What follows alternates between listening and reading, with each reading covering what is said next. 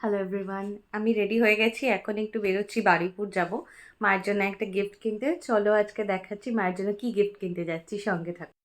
বারুইপুরে চলে এসেছি, এখন এই মার্কেটের মধ্যে দিয়ে হাঁটছি। এবার আমি যাব কৃষ্ণকালী জুয়েলার্সে, দেখি মায়ের জন্য কি নেওয়া যায় সেখান থেকে। সেটা মায়ের জন্য এই পলাটা পছন্দ করেছি, এই পলাটা নিচ্ছি, দেখি মাকে দিলে মায়ের পছন্দ হয় কিনা।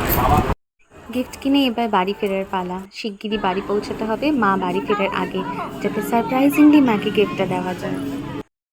বাড়ি ফিরে এসেছি। আজকে ভীষণ গরম, যেরকম ঘরে গরম সেরকম বাইরেও গরম।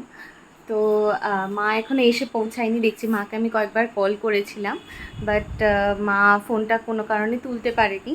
তো আমি বাড়িতে পৌঁছে গেছি। এখন ভাবছি একটু টিভি দেখি, মা আসুক তারপরে মায়ের হাতে গিফটটা দেব। দেখি মায়ের রিয়াকশন কি হয়, মা কি বলে, মায়ের কতটা পছন্দ হয়, তখন দেখাচ্ছি।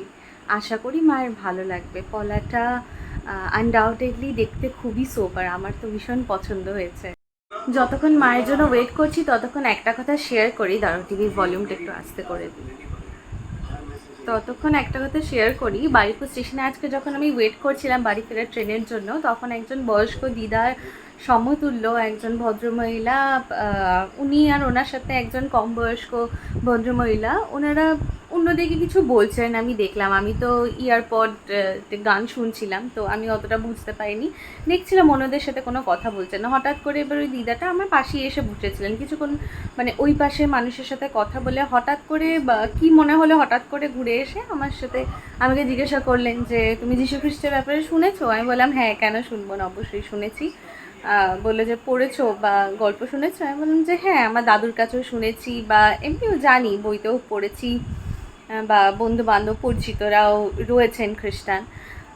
তখন উনি বললেন যে ওনারা প্রচারে বেরিয়েছেন যে এই জগতের অস্তিত্বে মায়ের কতটা গুরুত্ব আছে, কতটা অবদান, বা মায়ের অস্তিত্ব না থাকলে প্রাণের অস্তিত্ব নেই, এই ব্যাপারটা তুলে ধরার জন্য ওনারা প্রচারে বেরিয়েছেন। ওনাদের কাছে কিছু বই রয়েছেন, ছোট ছোট ম্যাগাজিন মতো রয়েছে, সেইখানে বাইবেলে কিছু ইম্পর্টেন্ট খুব ইনফ্লুয়েন্সিভ খুব সুন্দর সুন্দর কোটেশনগুলো তুলে তুলে ধরা আছে, যেগুলো উনি আমাকে পড়ে পড়ে শোনাচ্ছিলেন। সেগুলো আবার এক্সপ্লেন করে আমাকে সুন্দর করে বোঝাচ্ছিলেন যে এটার মানে কি, ওটার মানে কি। ওখানে সুন্দর আবার ছবি টবি দিয়ে সুন্দর করে বোঝানো রয়েছে। তো আমার খুবই ভালো লাগলো। এখন তো আর গল্প শোনাবার মানুষ নেই, আমার দাদু তো এখন আর নেই, গল্প শুনতে চাইলেও বায়না করলেও শুনতে পারবো না।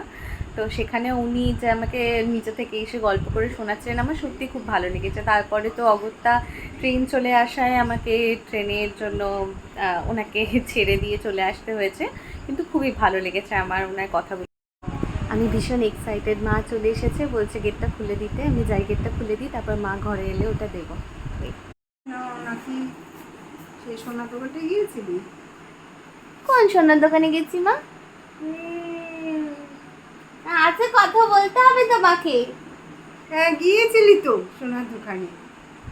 সোনার দোকানে কেন যাব?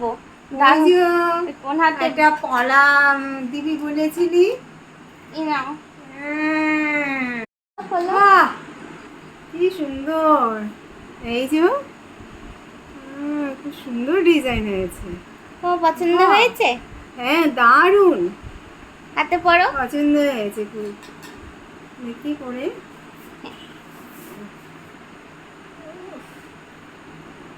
এই জন্য হাতে পলা পড়া ছিল না, এই জন্য শুধুই শাখা পড়া ছিল মার।